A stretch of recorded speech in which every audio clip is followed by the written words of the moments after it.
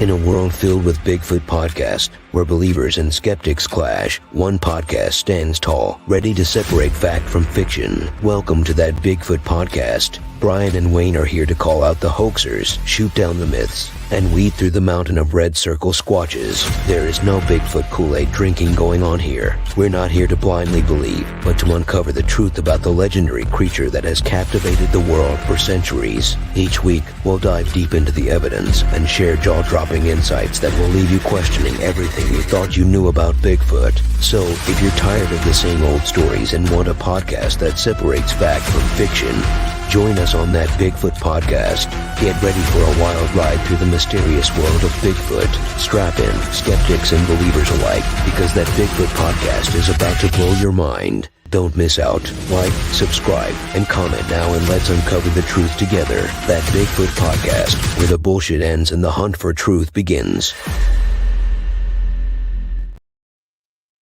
Boy, if they don't pump you up, I don't know what will. Wayne, what's going on, man?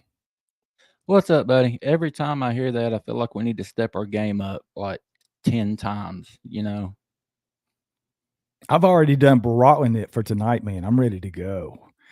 We have our first guest tonight. Happy to be here, man. Yeah, I'm happy. I'm happy to have everybody here. I see people piling into the chat. That's an awesome thing to see. But we got our first guest here. First, we started with family, immediate family. We're going to bring the cousins into the dinner table here in a minute. But Tiffany, what's going on with you? I'm glad to have you here tonight. I am ecstatic to be here. I've been like vibrating, just waiting for this show tonight. Oh my God, there's so many places I could go with that, but I'm not going to go there because I'll get in trouble. Let's just transition right into bringing our first guest ever on That Bigfoot Podcast. We have our friends and family from the Basement Hangout, Bob and Chad. What's going on, guys? How you doing, guys? Very pleased to be here this evening. Yeah, I've been vibrating as well. We are both vibrating over here. Yeah, just happy to be here. There's three of us vibrating this evening. I'm glad your mics have mute buttons for all the vibration that's going on in the room tonight. I'm glad to have you guys. It's been a while since we've got to do anything together. So you guys joined the family a while back, and I am so glad and so thankful that, well, we haven't really seen you guys since we hung out up in the Smoky Mountain Bigfoot Conference back in July. So it's good to have you guys here. We're going to get into all kinds of stuff tonight. Talk about some Bigfoot and UFOs. Man, I'm going to tell you, I could go on forever about some of the people I've talked to just over the last couple of days that have had some weird, really weird experiences with Bigfoot and possibly some of the stuff that we're going to talk about tonight. I'm going to go down and say a couple of hellos in the chat. Charlotte J's been in there for a while. What's up? Thank you so much for being here. Troy, thank you for being here. Mike Smith, what's up, man? There's John. He's all ears. We're going to play a little clip from John here shortly when we get into the show. Ristel, what's going on? Glad to have you here. There's Jake from 1621 Studios. What's up? Hey, Ash, Foraging with Bigfoot. I'm so glad to see you here. She gave us a big whoop. I got to hang out with Ashley when I was up in the Radium Expedition with her and Todd and Kyle and Richard last month. Had a blast with her. She is an awesome, awesome, awesome lady. Just glad to have you all here, and we want you to be a part of the show. Obviously, we want you to be in the chat. We want you to talk to us in the chat. That's the first way you can communicate with us. But we do have a new function that we want you guys to take advantage of when we tell you to do so today. So we have a phone number where you can call us and be a part of the show. If you want to call in, don't do it now, because even though it says call in now, I'm just showing you the number.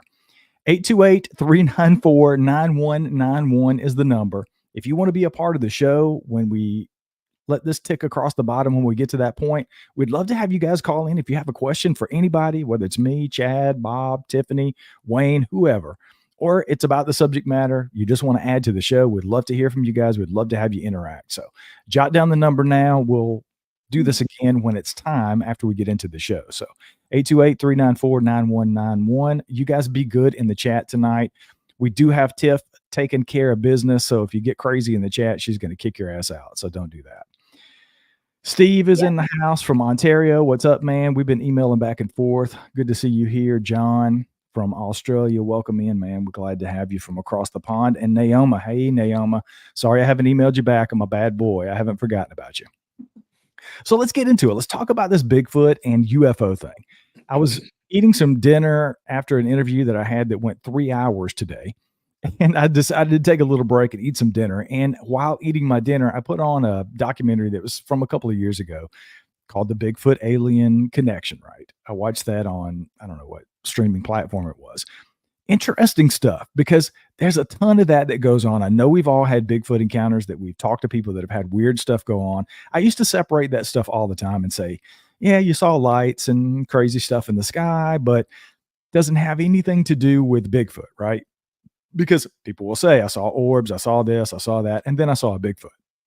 And I used to say, well, those things are mutually exclusive. Doesn't have anything to do with the other. Let me go around the horn. And before we get into some of the things we're going to talk about, I'm going to play a couple of clips from, like I said, from John, and I'm going to play a clip from Stan Gordon. I had him on the show a couple of years ago. And Stan is a pretty well-known UFO and Bigfoot researcher out in Pennsylvania. And we talked about that extensively, about that possible connection. But let me start with you, Wayne. Does anything stick out that you've documented over the years that was really weird, that pointed to a possible connection between Bigfoot and aliens?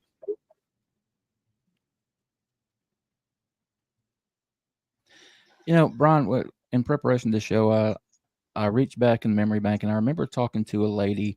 It was about 8 months ago, Dr. Linda Thompson. Yeah, Lisa Thompson. I'm sorry. She is a big UFO person. She lives in Hawaii. She does UFO tours out there. Very educated, well-spoken, just an awesome lady. I've had her on a couple of times. She actually went over. She told me what planet Bigfoots are from, why they're here, how they got here, and all that stuff. And instead of playing the clip, I wrote down a few things. When we get to it later to start, after you play your clip and everything, I'll share what she told me. But it's really interesting what she had to say. Yeah, I can imagine. So I can't wait to hear it. Chad, Bob, what about you guys? This was kind of your wheelhouse. I kind of left it up to you what we talked about tonight, and this was sort of your suggestion. So let's talk about why you suggested it and what you have uncovered in your travels when dealing with people and interviewing folks about UFOs and Bigfoot. So we've been big into the whole UFO subject and trying to figure out if we're in the midst of disclosure and this and that.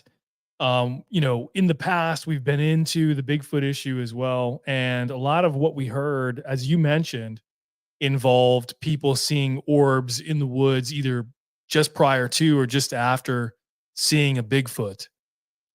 And, all the stuff that we've seen recently with Skinwalker Ranch and all that kind of stuff, where seems to be this connection between poltergeist activity, Bigfoot activity, dogman activity, UFOs, the possibility of all that basically being one phenomenon that is somehow connected. I know that there's this push and pull between, the sort of nuts and bolts community in the Bigfoot world. It's a hominin, this and that versus the woo. But I'm not sure that we've come to a conclusion on it yet, but that's why it's super interesting to us, Bob. Yeah, we love diving into it. So I've never heard that Bigfoot may be from another planet. So that's very interesting. Yeah, that is an interesting because I've heard dimension, I've heard the sightings of the orbs, but we love all paranormal, so we dive into everything. But hopefully tonight we can come to a conclusion. Gotcha. And I'm going to play the first clip I'm going to play here in a second after we hear from Tiff is the clip from John. And that's one of the things that John has a theory on how this is connected. And I think it will all sort of come together as we go along. And I'll play that from him. What about you, Tiffany? You've done a lot of research into Dogman and I'm sure looked into UFOs, and you've done a ton of shows already with Wayne and looked into this subject. Is there anything that stuck out to you as far as a possible Bigfoot alien connection with some of the stories that you've heard? It really hasn't. And I can tell you from my own personal experience here at my house, when my husband had his sighting that lasted like less than a second, we were also having paranormal activity going on at our house at the same time. So the paranormal activity here recently has kind of amped up. So I'm kind of like really being observant of the outside surroundings of our house, any new rocks that may be hanging around. But I can attest for sure that here, at least on this side of the mountain, if there's a Bigfoot, there's paranormal. That's interesting. I'm going to go ahead and get into the clips, and then we'll kind of go back around the horn and let Wayne talk about his story, and then we'll get into some of the stuff that we're about to hear. But this first clip I'm going to play, like I said, is from John. John is he's a longtime investigator. He's been doing this for decades, looking into these subjects, and he talks a little bit about he's had Bigfoot experiences and he's had UFO experiences, and he's going to talk a little bit about here some of the people that he has interviewed over the years that have not just had those experiences in and of themselves, but sometimes together. So here's a short clip from John, and then I'll play the one from Stan after that, and then we can talk about them both. The more I looked into the UFO field and the Bigfoot field, I started finding correlations between the two where people had actually seen Bigfoot coming in and out of landed craft, which really threw me off. Up in a tree, this is about 7 in the evening in the summer, and all of a sudden I look down and I see two large green eyes looking back at me through the foliage. The next thing I know, I'm getting pelted with fist-sized boulders. I scurried down a tree as fast as I could to see what was doing it. When I got down there, it was gone. Moved that fast. As I started walking out of the woods, my co-investigator called me on the walkie-talkie. He said he was getting pelted with rocks, boulder size as well. Devin was about 80 feet away or so, and he saw a 7-foot plus Bigfoot following me out of the woods. As soon as it turned and saw him move toward it, took off and ran. We got footprints and such. It was about 17 inches long, about 1.5 inches deep, which it would indicate a creature about maybe 500 to 600 pounds. We stayed on that case about a year, no resolution, no other sightings at that point. But what I saw in those eyes, Brian, was not an animal. I saw a sentient, intelligent being of some type. A lot of people think that Bigfoot's an animal or some kind of relative Gigantopithecus, which lived about 60 to 100,000 years ago. I don't think it is. I often don't think it's one of the ancient hominids. I think what we have here is a creature that, and I've been leaning toward this theory for a while, and I think I'm either the first or one of the first people to espouse a theory, believe it or not, and I'm going to say it, people might disagree, of an interdimensional creature, or that was brought here by something or someone, probably 100,000 years ago and stayed here, but it's not stupid. It has family units. It knows how to avoid man. In fact, it knows man, and I'll tell you why I believe that. People have talked about it bending rifles. Have you ever seen a bear bend a rifle or a deer? No. They're not aware. They know it makes a loud noise. They don't know what it does, but a Bigfoot seems to know. And we've had reports of Sasquatch out west and in the Northwest bending rifles in half and things of this nature. But there are reports, like I said, of people seeing them coming out in and out of UFOs. Again, what begs the question, and I've talked to a lot of people about this. I've interviewed them. The people I've talked to were very credible, police officers as well. So that begs the question, what connection, what correlation could possibly be between UFOs and Bigfoot? I'm just going to touch on this briefly. That same area where the Bigfoot was sighted is not far from where my first wife and I and my two children had an encounter with a grounded UFO May 30th, 1990. That's all in the same area where these Bigfoot sightings are taking place. All this is within that same area of Bigfoot sightings. So there is some type of correlation. And I've talked to many people who have seen correlation where they've actually seen Bigfoot entering and leaving grounded craft. There's got to be some type of correlation. Now, I'm going to go out on a limb here. I may have some people not like to hear what I have to say. Hope you don't mind, but I'm going to say this. Imagine, if you will, small aliens coming to this planet, say, 100,000 years ago. Tiny little 3 or 4 foot tall gray aliens, which just seem to be the more prevalent type.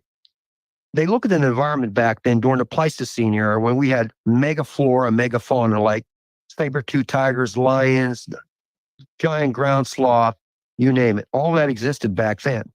What was the climate like that back then? It was cold. Everything was gigantic. It was very heavily wooded. Early man was there. The giant cave bear was there up to 15 feet in height, which was the top predator at that time, used to prey on early man. The aliens came here and they wanted to do an exploration of this planet, but they were afraid to go out there amongst all these creatures. So what do you think they did? Maybe they had another race that they were familiar with that were intelligent. They could go in day and nighttime and search the land and be powerful enough to defend themselves and do what these alien creatures wanted them to do. Some of these giant creatures, which we call Bigfoot or Sasquatch or whatever name you want to call them, decide they like this planet. They decided to stay, and they broke off from their benefactors or things where they brought them here. I think that's a possibility because these creatures are intelligent. They are self-aware. Again, I'm going to hit this point. Bigfoot has been known to bend rifles in half. It knows human beings. It knows our weaponry. It knows it can be harmed by that weaponry. Regular animals don't do that.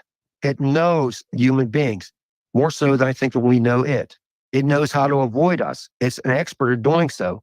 Its expertise lends us to the fact that it's in the woods, any environment it can exist in. It's a top predator, apex predator. Anywhere it goes, it's the top of the line. Now, he said a lot there, but I want to concentrate on this because we're getting into territory, in my opinion, and this is where I tend to go when it gets into this kind of stuff, right? You're talking about something that is not recognized to even exist, right? Most of us believe that it does because of the anecdotal experiences that people have shared, some of the evidence that's out there, but it's not proven. So you get into that territory where you're talking about something like Bigfoot that's not a proven species, and then you start espousing these other things that it could be and how it could have gotten here. So you're being very subjective and you're basically just giving your opinion on it, right? That's pretty much what all of this is. But I'll go to you first, Wayne, and talk a little bit about that. Have you heard a theory like that before, that Bigfoot is possibly something that aliens brought here? And how do you feel about explaining an enigma with a mystery wrapped in the unknown? I think that's exactly what we're doing when we try to tie these two things together. I just don't know what to make of it, man. I'll go ahead and talk about what Dr. Lisa said, and we can compare what John said to this. Dr. Lisa Thompson, and this is just I could have shared a 10-minute clip, but it just time, considering time, I didn't want to do that, so I just broke it down. Dr. Lisa Thompson said the planet that they come from was called Maldek, Maldec. It was between Mars and Jupiter and is now the astro belt. They lived there with other human-like beings but like on Earth, they were very fear-based. They were constantly at war with each other and ended up destroying the planet. Sasquatch was able to relocate here. They are interdimensional. They hide from us because they view us similarly as the ones on their planet. That's a whole lot. That's a whole lot to ask someone like you, like me, like most people in here to accept. She claims to be able to communicate with these things, and they're the ones that told her. I can't dispute the woman. I don't know if if she's crazy. I don't think she is. Like I said earlier, she's extremely well-spoken, very smart lady. She's a doctor. I mean, she's got a PhD. I forget what it's in, but she put the time in school, and she got her degrees, and she's really intelligent. Where does she get something like this? I think when it comes to stuff like this, we have to, like all of it, you take in with the, I don't know, I don't really want to say any kind of mental deficiencies or anything like that. I'm not saying that by any means, but I think it's something that needs to be addressed anyway. Chad, Bob, what do you guys say about it? Bob, you go first. If I saw Sasquatches, that's the way you say it plurally, chat? Sasquatch is coming out of a UFO, I would obviously assume that they are with the aliens coming from another place or under the water, which I always love that theory. But what say you, Chad? Well, the question is, can we believe somebody who says they saw Sasquatches coming out of a UFO? If you saw it, would you believe it? If I saw it, I would. Exactly. That's my point. So you're saying the witnesses believe it, but we don't have anything other to go off of other than what they tell us, just like what Wayne just said, which is very fantastic and very hard to believe. Like you said, we give all of our interviewees the benefit of the doubt whenever we have them on the show. And a lot of claims are made, and oftentimes there's no evidence provided. I just don't know what to do with that, what Wayne just presented, for example. Yeah, I'm with you, man. And it comes down to whether you believe that person or not. Because I tell you, it's only happened to me a couple of times, and I've talked about it on Sasquatch Odyssey and even as a guest on other podcasts. It's happened to me a couple of times where I've had people on and I've interviewed them, and they told me some of the weirdest stuff I've ever heard. One of them was, in particular, was the guy who claimed to have had sex with a female Sasquatch a while back on the show. And I struggled with putting that out there because it was so fantastical. I and choose to believe that, Wayne. I choose to believe. was so it was so out there, right? And I put it out there, and I've met people since then at conferences, and I had tons of people come up to me and say, "Thank you so much for finally putting that out there." It's one of my favorite episodes of the show. The guy is completely batshit crazy, but I absolutely loved it. And I'm like, okay, well, there you go. There's the answer, right? Because the people let you know what they want. And I had this happen to me 2 days ago. Yesterday, actually. I interviewed a guy, and he's from Alabama, seemed like a good old country boy. He starts telling me his story, and it goes into this orb is there, and he and his buddy are seeing this orb, and he shines a laser pointer on this orb, and a Bigfoot materializes and then floats away and disappears. And I'm like, I told the dude, I was like, hey, man, I just got to be honest with you. People are going to think you're batshit crazy because that's a wild story. He's like, I know. I got a video of it. You want me to see it? I'll send it to you. So he sends me the video, and I watched the video today. And here's the crux of the problem for me when it comes to some of this more fantastical stuff. The video is dark. All you can see is what looks like some sort of a light. It sounds like there's a television playing in the background, and they're not necessarily in the woods. I'm not so sure about this guy's story. So, I can look at that and say, I'll probably eventually put it out for everybody to listen to because, I mean, I put out Sex with the Sasquatch Dude. I can put out some crazy orb story in the woods and let people make up their own mind and take what they want, right? And leave the rest. But I said that to say, I can look at that and say, this guy's probably, there were some other red flags with the storytelling and not recalling things and just body language and that kind of stuff that I picked up on, that maybe he was not remembering this exactly how the situation might have happened. So I can take that with a grain of salt, but very much like what Wayne was talking about, when you have a PhD who's sitting down, I mean, we're talking the equivalent of sitting down and talking to Dr. Jeff Meldrum, right? You're sitting across the table interviewing a PhD, same credentials as Meldrum in most cases, right? Maybe not experience wise, and it may be in a different subject, but same equal playing field. And she's telling you some of the most fantastical stuff that you've ever heard. Do you think she's batshit crazy? Probably not, right? So if she believes it, then there has to be some grain of truth to it. Now, I'm not necessarily picking up what she's putting down, but again, I've had these weird situations where I'm around people.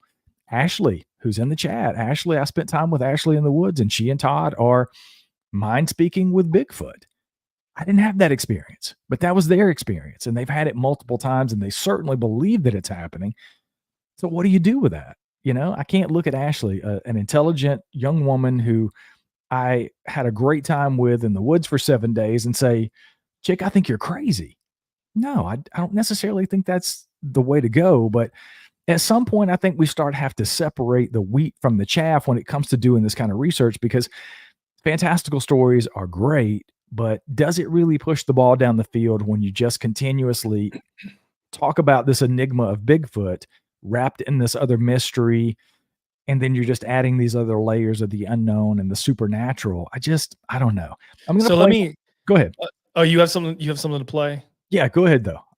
Okay, so I just wanted to add that, the thing about Bigfoot and Sasquatch is that you've got so many people coming forward with encounters, and that's what sold it on us, right? Cops, military people, doctors, your average Joe truck driver, hunters. It spans the gamut, right? And so that is one of the reasons why, at least for me, I think you too, Bob, we started believing in Sasquatch. I personally have not had an encounter with a Sasquatch or a Bigfoot, but I can't discount all those stories from all those people from all walks of life and call them all insane. There is a subset of those people who have also had the orb phenomenon occur either prior to or just after encountering a Bigfoot. And again, respectable people, that you want to believe. So, why is it that they're seeing that stuff along with a Bigfoot, as you said, that we don't have any real evidence for other than, we know what the evidence is at this point. So are those people to be discounted? Are we going to discount all the people that have had Sasquatch encounters? Or are we only going to discount the people that have had Sasquatch encounters and seen orbs? So I'm struggling basically as I think about this issue, how to square that circle. Yeah, I definitely agree, man. It's something that I've wrestled with since I got into the subject because inevitably, if you stay in this long enough, and I don't know if it's in this clip, but I know Stan said it during my interview. If you investigate this long enough, you eventually move away from just the flesh and blood creature in the woods, banging on trees and making noises. And you inevitably run into people with these strange encounters that make you think twice about what you thought. At least it has been for me. I've always thought twice about it after having these conversations with sane people that look me in the eye and tell me their story, that are very sincere. And I've said it plenty of times on the show before, and this is, I think, what it really comes down to is if they're having this experience, it's happening in one of a couple of ways. Either they're liars and they've totally made it up and none of it's true, or they're batshit crazy and none of it happened. They're just crazy, or it happened in their mind, right? It did happen. They believe that it happened, but it only happened in their mind because there's something else on board. Or you do have the fact that you have to consider ultimately, did it happen for real? Because who are we to say? Because I've had some really weird experiences in my life that I still can't explain to this day, including UFOs and other things in the woods. So I don't know. I'm going to play this clip from Stan Gordon, and then we can continue the conversation because Stan makes some good points here, and he talks about some interesting cases that he covered, including those that involve police officers. Then you begin to get some really weird reports in over a period of time. People would tell us they're seeing a Bigfoot and watching this thing, and suddenly he would physically disappear and seconds later reappear at another location. I had a call from a police officer from out there along the ridge out around Lake Troben area where sightings were prevalent and still go on. And the officer told me how this man had contacted them, was very serious and very upset. He said it was a beautiful afternoon. He and his wife were taking a leisurely drive through that area when suddenly this huge hairy creature came across the road, walked out right in front of his vehicle. He slowed down, but he couldn't stop, and he hit it. And he said upon impact, it physically disappeared right in front of him. Those are the things that began to come to our attention. What is going on here? As time went on, things got much more unusual. We began to see a pattern. We would have a UFO sighting in a particular area, and then when minutes to hours or days later, we'd have a Bigfoot sighting or vice versa. And then we would have cases, well-documented cases. Some of these you may have heard about. I've talked about them quite a bit, where you had a UFO and a Bigfoot seen together at the same time and place. As I'm talking about these cases, let me stress one thing. I am not suggesting that Bigfoot was riding around as a passenger in a spaceship from another planet or anything like that, because we don't know for sure what the UFO phenomenon actually is. We've had theories for years. As we get into this, I'll explain a little more detail about that to remind me to talk about that. But one of the cases was very interesting. In September of 73, north of Pittsburgh, you had two witnesses that saw a large, white, hairy Bigfoot running across the road towards the woods, but in one of its hands is carrying a luminous, small ball of light. As it ran into the woods a short time later, this object comes across the sky, projects the beam of light down into the woods where the creature ran into. And then things got much more unusual. The data that I'm seeing more and more in the cases I've been involved in, and now a lot of what I wrote about back in the 70s, in more recent years now, you're hearing more and more about this all across the country and out around the world. Other researchers are confirming a lot of what I was talking about years ago. It's going on more and more now. More and more people in the Bigfoot field are becoming a little more open-minded or were very skeptical years ago because they're hearing these reports too. One of the things that is becoming very common, back in the 60s, I started investigating reports of what I call mini UFOs. And they're really interesting because these things are not high in the sky. These are low to the ground. They come very close to people. The smallest ones are about 1 inch or 2 in diameter. They're like large, luminous, overgrown fireflies or lightning bugs, depending where you're at in the country. The majority of them, though, are about 1 foot or 2 in diameter, but there have been some reports of large ones, generally spherical objects. Now, some of these are just bright light sources of various colors, but others appear to be solid metallic. They're really interesting because, again, they become very close to people. I've had people, they can reach out their hands, get to touch them if they wanted to. I've had these things pace vehicles. I've had them enter people's homes and cars through open windows where they floated around, went back out. I've had them inside of people's homes. We went right through the wall of the house. But what's really fascinating is in more recent years, and you probably have heard of this, there are many places around the country which have a long history of Bigfoot activity where Bigfoot research and others are seeing these strange small spheres of light low in the trees and coming low to the ground, in some cases coming up pretty close to some of the investigators. So there we have it. There was Stan Gordon talking about some of the very similar things that we heard John talk about, who's been investigating this stuff for 50 years. Stan's been doing it for about the same amount of time. It over and over again, it's investigators seeing it, it's witnesses seeing it, and it's a history of having those types of sightings in the same place, sometimes at the same time. Stan and I talked at length about a 1973 to 74 flap that they had with tons of Bigfoot encounters and UFO encounters happening simultaneously. Sometimes it was landed craft where Bigfoot were seen coming and going from the same area, just all the things, right? So I don't know. I think, Bob, I think we talked a little bit before we got on, you and Chad. Chad, you mentioned that you might have a story that you had looked up that you might want to talk about. You want to get into that and we can kind of go and... Yeah, so we did an episode 2 or 3 episodes ago called Alien Digest, and it was about this newsletter that was produced by an ex-Air Force intelligence officer who went by the name Ron Rummel. He released 7 of these newsletters, and it was about supposed inside information about what's going on with aliens. And to give you an example of the kinds of topics that were in the newsletter was, for example, the alien agenda, common abduction and medical exam procedures, the secret wars, UFOs in history, and humanity's origin. And it went into the entire, what are aliens doing? What is the alien agenda? What's our relationship to them? What's going on Earth? And what got me was that on Alien Agenda Volume 2, there was one that was called Hypnotist Unlocks the Bigfoot-Alien Connection. Now, before I get into what was in that part of the newsletter, I just want to point out that Ron Rummel, and I'm reading this off of, some of the websites and research that we did on this. He was an ex-Air Force intelligence agent and publisher of the Alien Digest, but he died on August 6, 1993. The digest was published in 1991. He allegedly shot himself in the mouth with a pistol in 1993, but his friends say that there was no blood found on the pistol barrel, and the handle of the weapon was free of fingerprints. In addition, the suicide note left by the deceased person was written by a left-handed person. Rummel was right-handed.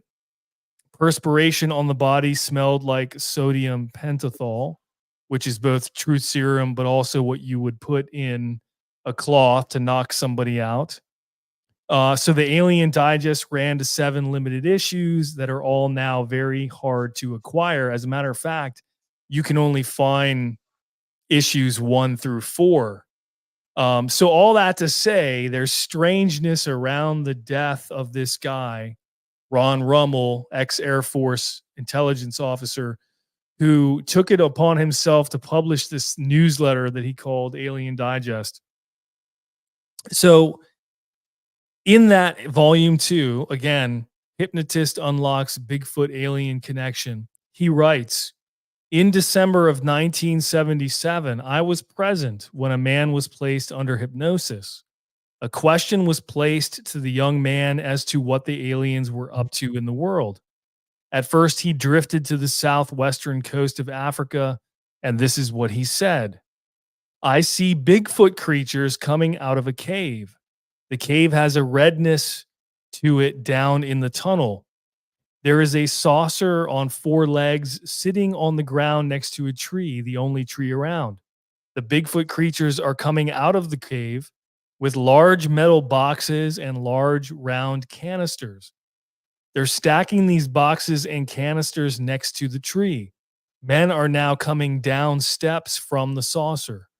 The Bigfoot creatures start to move around. These are not men. These are small, big-headed beings.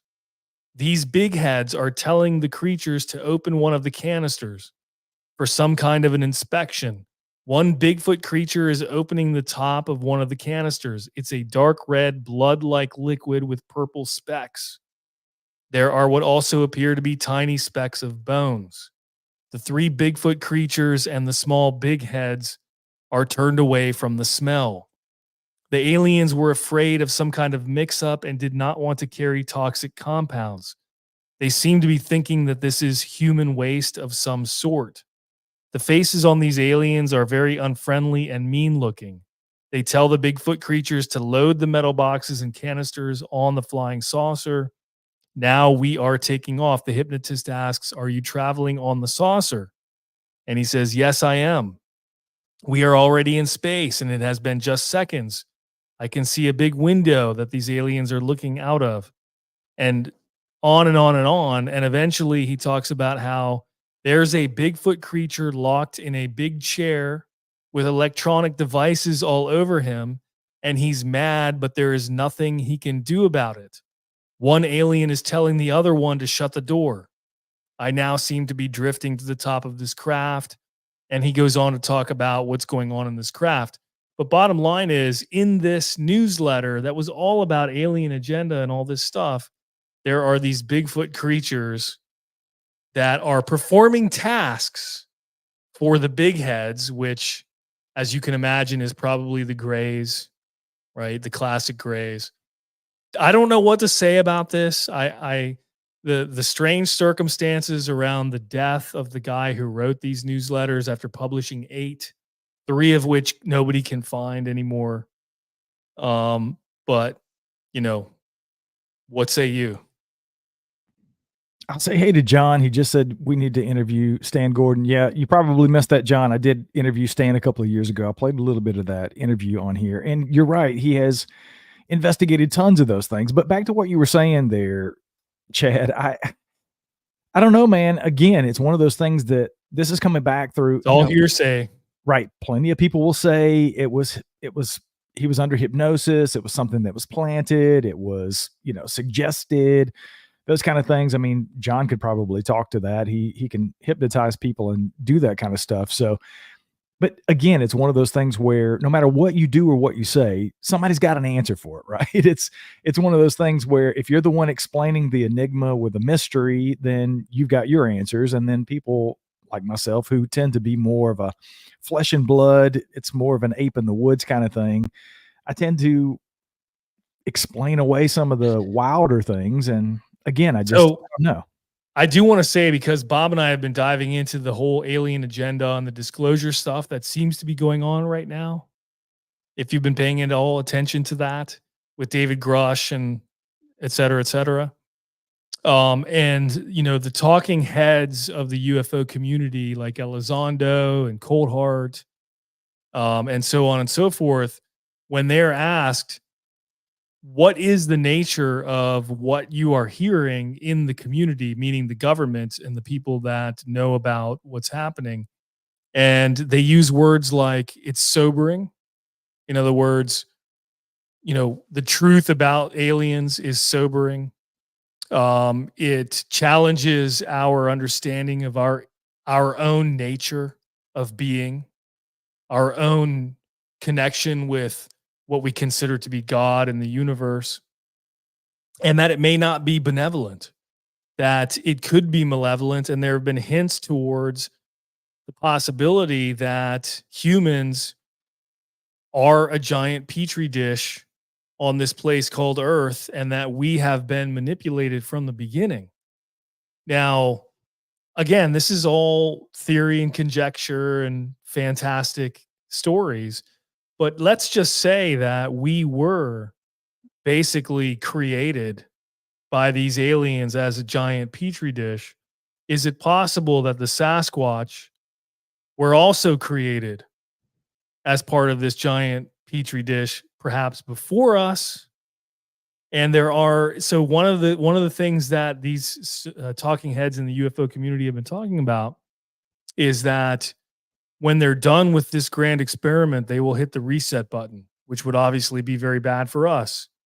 Did they do this previously with the Sasquatch, hit that reset button, but not all of them perished, and therefore you have some in the woods that we see occasionally, but are obviously not hugely populous? I'm just throwing it out there, man. I know, again, this is all conjecture. Well, thanks so much for muddying the water. It wasn't muddy. You're welcome. You started talking about all of that stuff. Wayne, I don't know if you want to weigh in on any of this stuff before we go to the phones, but I do want to open this up for you guys who are in the chat and watching this live. If you want to call in and ask a question or give us your comment, we want to hear from you. We want you to be a part of the show. So, Wayne, do you have anything to add to that before we turn it over to the people? Yeah, just real quick. I am excited about opening the phones up.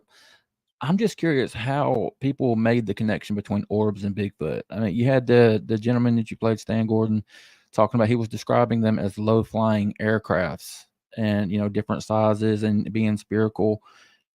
Those are orbs. That's what I was thinking while he was saying that. How do people start making the connection? Because the gentleman on there, I forget his name, made the very good point that you see or you hear of orbs indoors in hotels, in your home and stuff. Is that connected to Bigfoot as well? Orbs are one of the few things I have not experienced Bigfoot related, but is it Bigfoot related? I don't know. I want to throw that out there, but you know, we don't need to dive into it if you don't want to. I do think we need to open the phones up. Yeah, I think it's a good point, and that may be something that somebody wants to call in and talk about. Is I've heard that in so many cases with people who have had Bigfoot activity on their property, near their property, or had experiences, and then they come into the house and they start having these orb experiences, and they draw that correlation, whether it's there or not.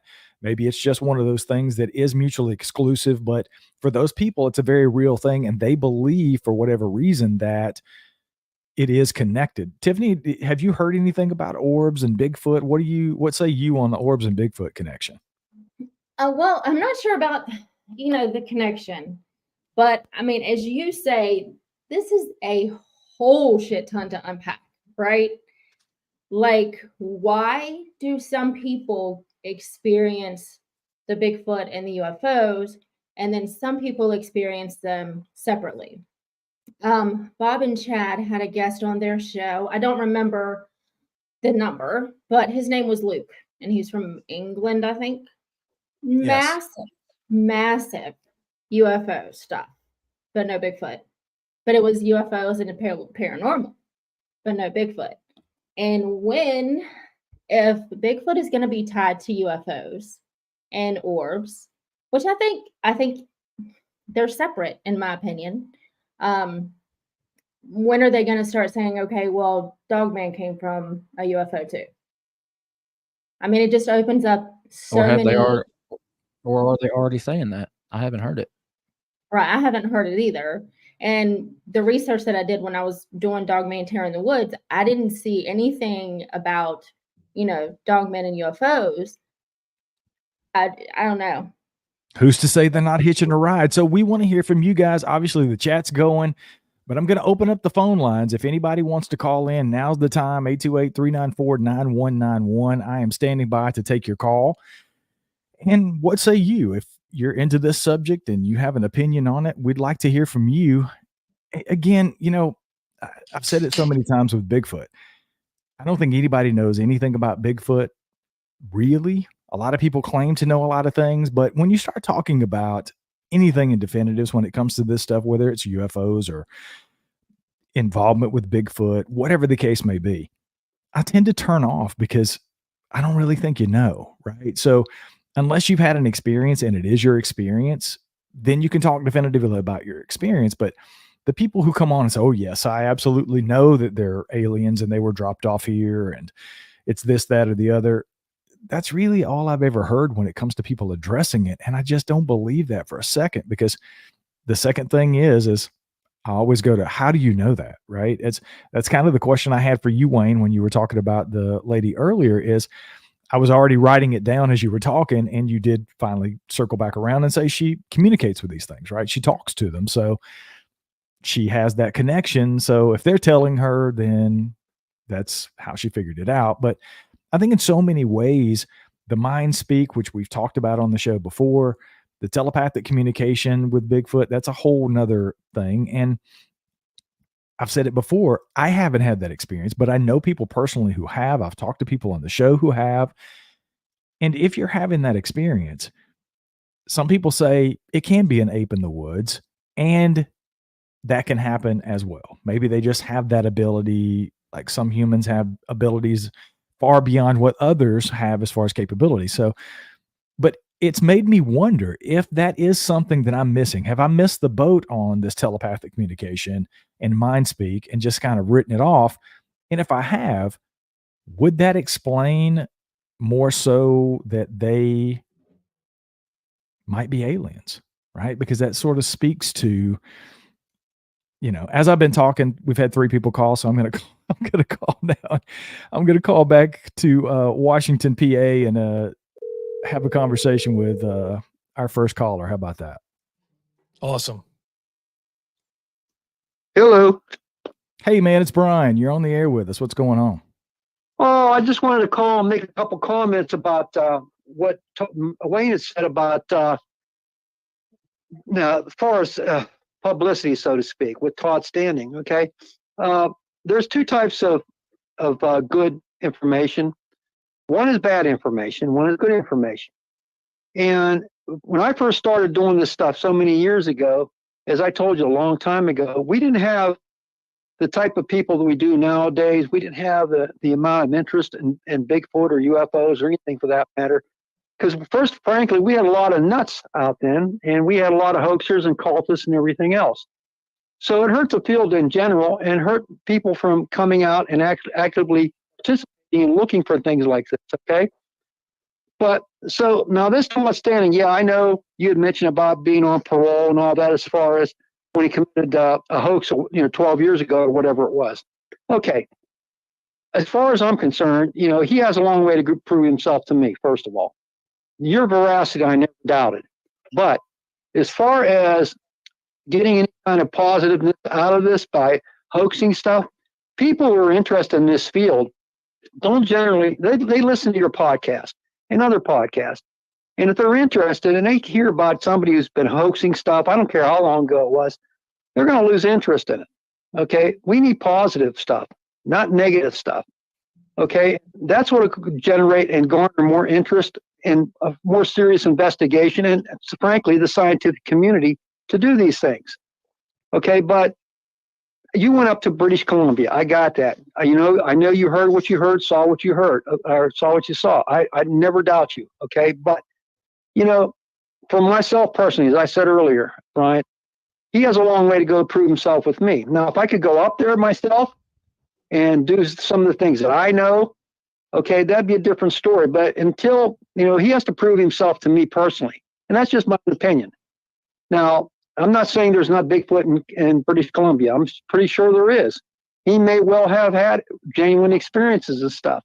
And he may well have put a lot of time and effort into the field, even with that $10,000 drone you were talking about. I got that. That's a lot of time and investment into it. But I know for a fact that in my experiences, I've had 3 Bigfoot sightings, and I've had multiple UFO sightings, as you know. And I can tell you this, most of the stuff I've seen has been purely by accident. No matter how much equipment I had with me or the personnel that was with me or the time of day or the area, I didn't see anything for the longest time until it was by accident. And it's nice to have the drones. And I agree with you, by the way, Brian. I don't think the drone technology is the be all know all about this stuff. I think it's going to require a lot more effort than just that. I think that can be a part of the process, but not the total process. I do know that drones can move faster in certain areas than human beings can and cover a wider space. I got that too. But, basically, bottom line, you need boots on the ground. And you need people who are serious about this kind of stuff. I was just talking to my wife. We were on a drive when I was watching your show and stuff. We just came from the ridge, actually, where I told you about the Bigfoot stuff. And we were coming back, and I'm listening to all this, and there's been a lot of groups out there. Like we have, I'm not going to mention any particular group, okay, but I'm just going to say this.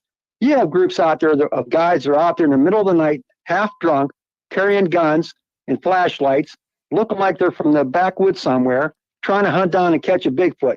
Now, if I was interested in doing this kind of stuff as a layperson, and I would see something like that on TV or listen to their podcast, I'd be scared to death to go out in the woods for being shot by accident by these type of people. For real. I hear you, man. I hear you. And I've been in the woods where when I used to deer hunt, okay, I've been in the woods wearing blaze orange and shot at, against a white snow background. People were shot at me, and I'm clearly a human being, let alone in the middle of the night, somebody's coming onto my property, and I go out to investigate the noise, and I'm kind of quiet to see who it is, and somebody just shoots at me thinking I'm a Bigfoot. So that'll dissuade people who are really interested in doing this kind of stuff. This is why it's been so hard for people to get off the ground and get the type of financial support and scientific community to support them as well, because there's so much of the nonsense that's going on. I'm not saying that Mr. Standing isn't now genuine. I don't know him.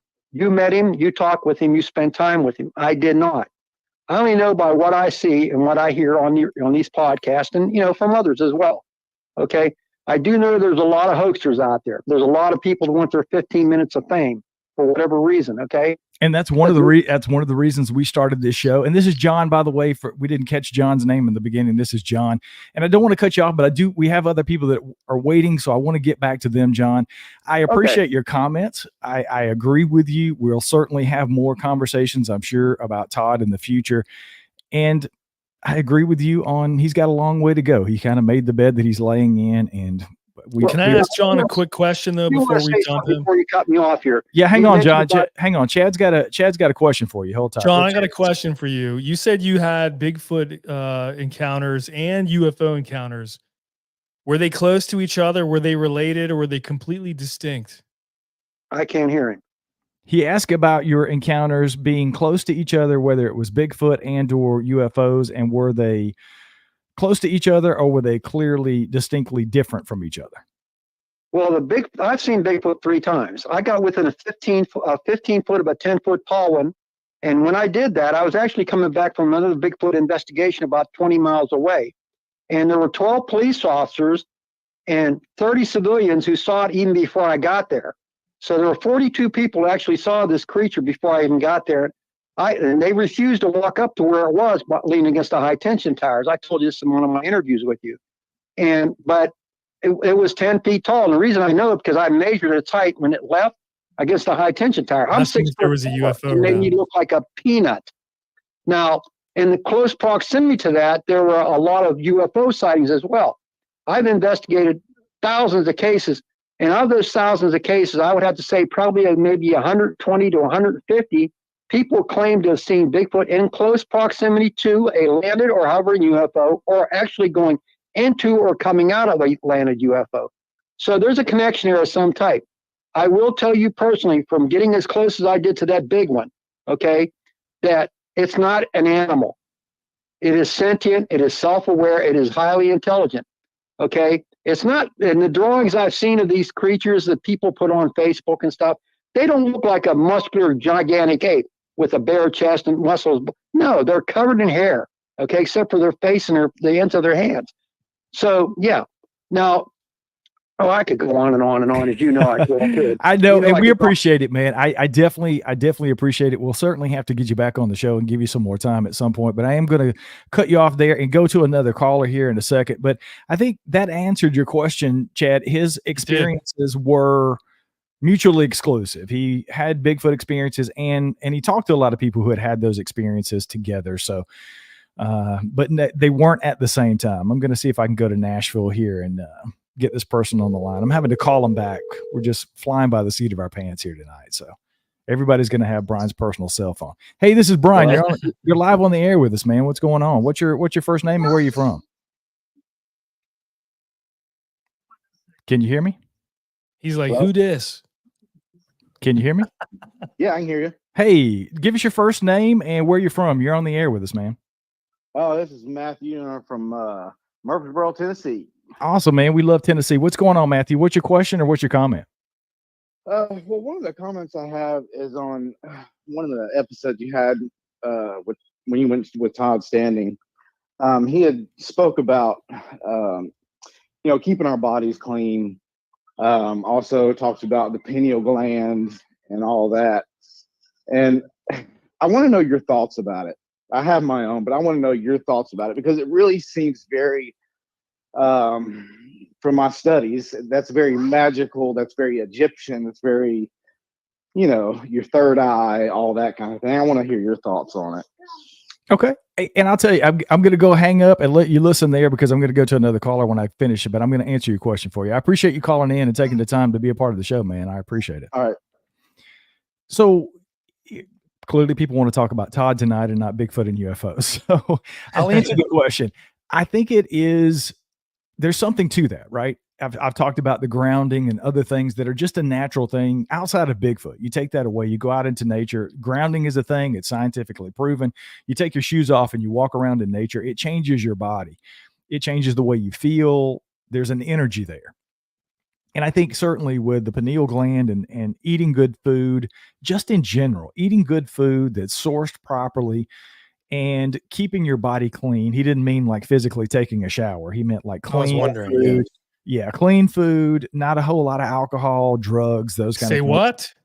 Yeah, I know it's tough. The basement hangout would be canceled because you can't. Yeah, you can't dang, drink Chad. food. Alcohol and bacon cheeseburgers keep us healthy, man. I don't know. That's why you haven't had a sighting. Maybe so. Yeah.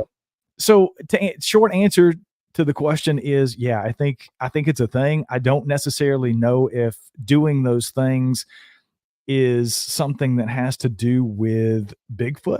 So I don't know that, but as I'm finishing that up, I'm going to go to another caller here and get Jake on the line and see what Jake's got to say. I clearly our setup is not working that they're able to hear you guys. Jake, what's going on, man? Hey man, what's going on? You all right? I'm good. You're live on the air with us. Tell us where you're from, Jake, and then go ahead with your question or your comment. Yeah, absolutely. This is Jake. I'm from Michigan. Brian, thanks for calling me back. Hope everything's going well. Gotta say, I love the show. Hello to everybody there listening as well. I just think it's incredible, kind of, the relevance of this topic, only because, and I know I've been talking to you on and off for a little while about some things I got coming up. And literally just last week, I had a retired, I can't name his name just with things going on, but I have a retired Michigan DNR officer, so Department of Natural Resources, contacted me trying to share his story. He claims to have not only multiple sightings, but possibly a habituation site going on with Bigfoot in the Upper Peninsula of Michigan right now. What ties this all together, and it's hard for me to even try to rationalize a connection between UFOs and Bigfoot in my mind. I don't think there's one there. But all the stories you've shared tonight, the different clips, and then this guy's story saying, hey, not only do I have this going on with Bigfoot, I also had a UFO sighting last week, and it hovered around the woods on my property. It stood there for about, I think he said like 5 to 6 minutes. He was just watching this thing kind of in awe. And it's the first one he's ever had in his life. So immediately to me, I'm like, wow, that's pretty incredible. And then when I saw you post the topic for tonight, I'm like, okay, this is odd that this is being brought up at this time. It's definitely serendipitous, isn't it? I say it all the time, man. I used to think that this stuff was completely separate and not connected at all, but now I feel like there's some sort of connection, and that's what we're trying to figure out. But I appreciate you sharing that, man. I look forward to talking to you. I know we're going to hopefully work together on some of your projects in the future, so we'll stay in touch, and I'm going to let you go and get to another caller, man. But I really appreciate you taking time to call in and talk to us. Hey, I just want to tell Jim Doherty from Facebook, who said the basement boys need to go to Burger King, I think. We don't go to Burger King, my man. We grill our own burgers over here at the Hangout. Yeah, the burger, the burgers come directly from the Hangout. So that's correct. From the grill. All right. Well, thanks for thinking of us. I'm going after another caller here. Y'all hold tight. Isn't this fun? Yes, it is. Actually, This is nice to get to hear the call. And I like everything. it. Yeah, it's like old school radio. Hello. Hey, man, you're on the air with us. Tell us your first name and where you're from. Pat, North Georgia. What's going on, Pat? What's your question or comment, man? What's up? Well, I wanted to say hey to the basement hangout guys. What's up, guys? You guys are Hey. pretty cool. Yo. Thank I know you. you can't hear us, but yes, Yeah. we love you for shouting out. Yes, unfortunately, my setup's not working. You can't hear them, Pat, but they can hear you. They said hello. Well, that's cool. I look forward to checking out their channel. They seem like interesting, kind of level-headed guys. They We're are. idiots, but it's okay. And so, yeah, so I'm not here to talk about Todd Standing, first of all. Womp, womp. Yeah. So, yeah, I mean, let's talk about Bigfoot and aliens, which is your subject. So one thing I kind of wanted to, if I may opine for a minute, and then maybe ask a question. One thing that is, when you get to the anecdote part of things, like to me, it's a narrative, it's stories, and so when people go on shows, they tell stories, and stories are entertainment. So it's not, there's not a bastion of scientific rigor going on. So when people start making, pretty hardcore claims about Bigfoot's getting in and out of spaceships, that's sort of getting out of bounds with our understanding of the world.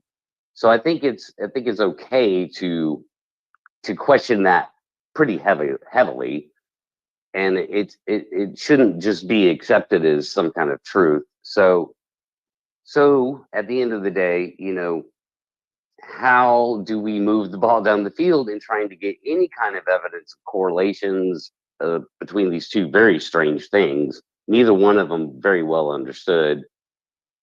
If there's a lot of eyewitness anecdote, why are we not getting better evidence?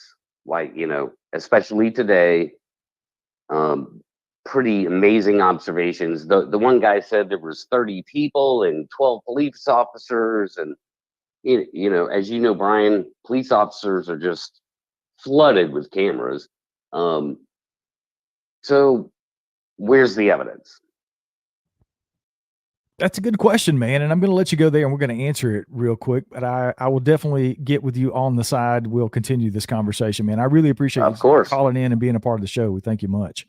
So that's one of the questions that we're planning on answering. I'm actually putting that, there's an entire chapter in my book about evidence and what evidence actually is. And then what kind of evidence exists out there in the world, particularly for Bigfoot. Obviously, the book is about Bigfoot. It's not about aliens or anything else. It is strictly about Sasquatch. So that begs the question, it happens all the time, whether you remove the UFO part of this or just the Bigfoot, whatever the case may be. You can remove both, interchange them however you'd like. There's always a lack of evidence, right? It really comes down to that. There is a ton of anecdote out there. My entire show, Sasquatch Odyssey and Wayne's Paranormal Odyssey, and a lot of the Basement Hangout is about anecdotal stories that people come on and share, whether it's Bigfoot, Dogman, UFOs, whatever the case may be. And that is evidence. There's plenty of people out there who will tell you that eyewitness accounts are not evidence. They are. If you don't believe that eyewitness accounts are evidence, go into a courtroom and watch 4 cases throughout the day in your local county courtroom and see how many eyewitnesses come up and talk about who they saw rob a bank or who they saw beat a woman up or whatever the case may be. There are people that are convicted on that. We won't get into that, but I'll go around the horn and kind of give you guys the last word on this. I mean, Wayne, how do you feel about just the evidence in general, whether it's Bigfoot, UFOs? Very similar to what Pat said. I don't necessarily think we should be just giving credence and taking this stuff as the gospel. But if you're like me, and I don't want to put words in your mouth, but I think you have to consider it, right? I mean, it's part of the overall situation.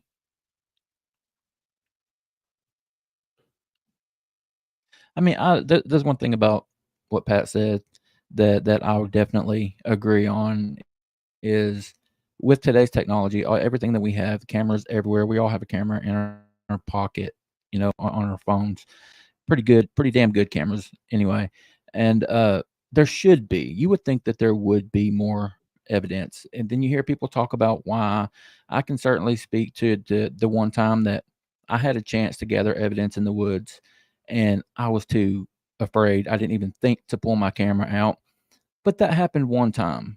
I would like to think if that ever happens again, I'll be ready. So I do understand that. There should be more picture evidence out there. But to discount eyewitnesses, that people to say that believe people when they tell you that they have seen something, you can't do that. You just can't do that. You have to take people at their word. There's always going to be a reason why they didn't get a picture, why they didn't get a yeah, I mean, that's how I feel. I agree, man. In the meantime, we had a caller. I'm going to see if I can get this caller back on. I'm having a good time with the phone Yeah, calls. the more callers we can get, the better, man. We were trying to stop at 8:00, but I'm just going to keep calling. Hey, callers are awesome. Hey, this is Brian. You're live on the air with us. You might want to turn your radio down. Yeah, whatever you're watching us on, cut that down while we're talking on the phone for a second. I got you. There you go. It's like I feel like you should say long-time listener, first-time caller. So there you go. Give us your first name and where you're from, man, and then go ahead with your question or comment. Mike from Kentucky.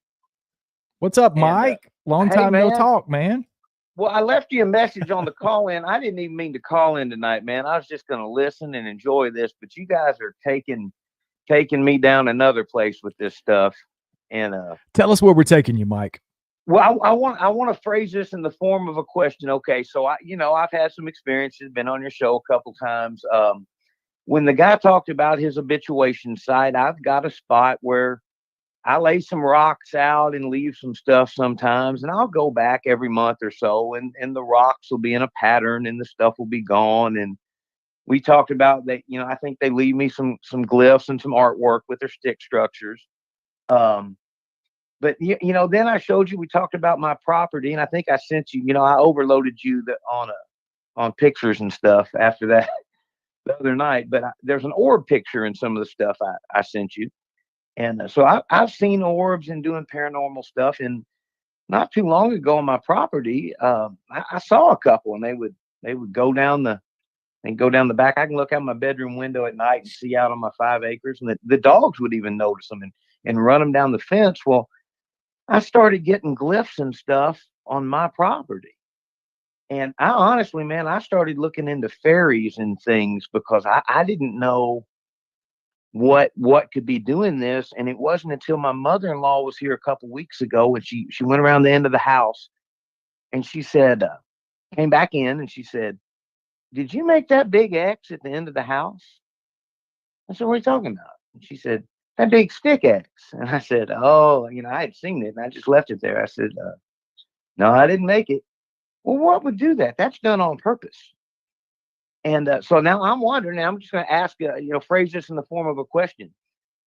Could the ones I'm interacting with, or I think I'm interacting with 30 miles away, turn themselves into an orb and come to my property and leave me stuff?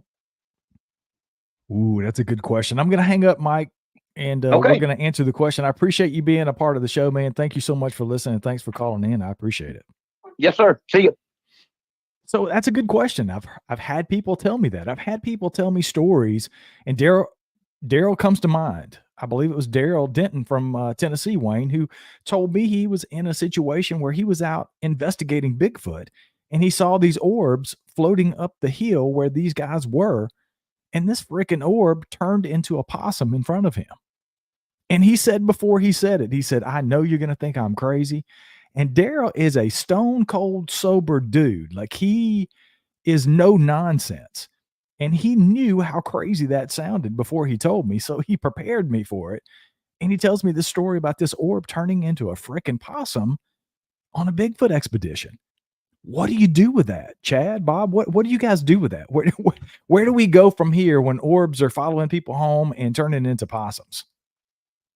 Bob, yeah, it's all you, man. It's crazy, but if I saw it, I may believe it. That's my whole point. So if I was the one, if I'm the experiencer, I'm gonna be a believer. So like we've been saying, evidence is what people see and they tell us. So I mean, I don't know if I saw it. I have no freaking clue. I mean, you said he's stone cold, man. Sober. I believe him, right? I mean, you got to this drink a guy's lot a to pill- see he- an orb turn into a possum. Correct. Yeah, this guy's a pillar of his community, right? He's not just some Joe Schmo that's sitting on the porch smoking weed and hallucinating, which we know that's not the case because I just did a show about that on Sasquatch Odyssey. But here's this guy having this experience, and he has no reason to even tell me that experience. It was just part of his experience that he was not going to leave out, thankfully, because it's data. It's part of what he experienced while he was out in a site where people were having. So there's only three options.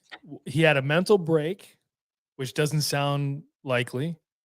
He is crazy to begin with. Sorry to use that pejorative word, which based on what you're telling me doesn't sound right.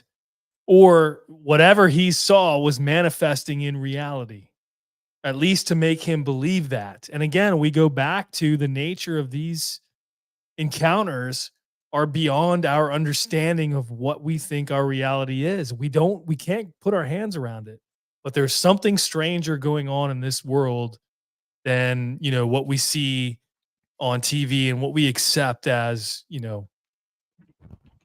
a standard society. We just go back and forth to work, this and that and the other thing. Yeah, we're beyond that. So you telling me that this guy, he's to be believed? I believe him. I don't, it's just what it is. We give everybody the benefit of the doubt. Yeah, I mean, that's really what it ultimately boils down to. I don't think we're going to solve this mystery here tonight, but yes, we are. We're not going to end this. We're going to keep taking calls until we figure this out. Until the mystery is solved. Is there anybody else out there who has?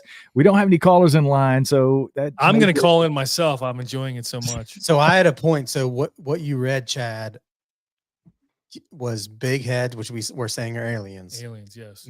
Having Bigfoot move items around. Correct. And there was a Bigfoot on a craft chained down. Yes. So could it be that aliens enslaved the Bigfoot and made them do tasks for them? It could be, yes. That's insane. I choose to believe that's what happened.